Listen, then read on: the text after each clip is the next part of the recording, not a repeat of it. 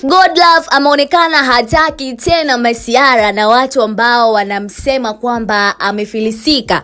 Tuliweza kushuhudia wiki hii ni sakata kubwa linalomhusisha Doto Magari, lakini pia wakiwa wasanii wengine baadhi wakimshutumu kwamba kwa sasa hivi amefilisika kabisa, kwamba alionekana yupo kwenye Alphard, huku wengine wakianza kusema kwamba amefilisika, maisha sio yamempiga, lakini pia na tetesi kidogo za imani za kishirikina kwamba eti yule msanii wake Pepi Jojo ambaye inasemekana inadaiwa kwamba kidole chake kikiwa juu ndio kinaonyesha kama ni bahati mbaya hivi, kama ukitoka naye basi inaweza ikawa, au ukimsaidia basi unaweza ukafilisika kwa sababu tu ya maumbile yake ya vidole vya miguu.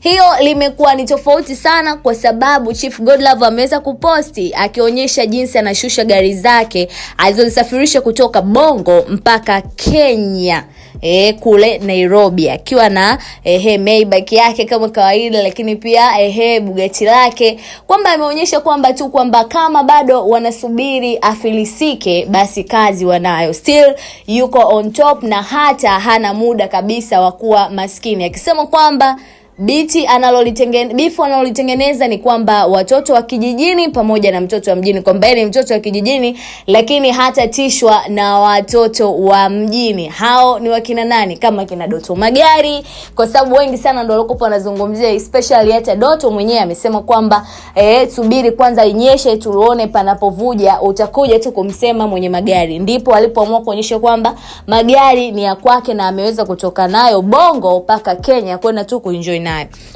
Story ni nyingi na hili ndo chimbo pekee la stories za kiburudani PMTV2. Kwa hiyo kama hujasubscribe, hebu subscribe hapo basi, share, comment wezavyo, kwa sababu tupo tayari kukupa stories zote zinazokiki. Shukrani sana kwa PMBet kwa kuwa ndo wanatufanya tunakuletea stories zote za kiburudani mpaka sasa.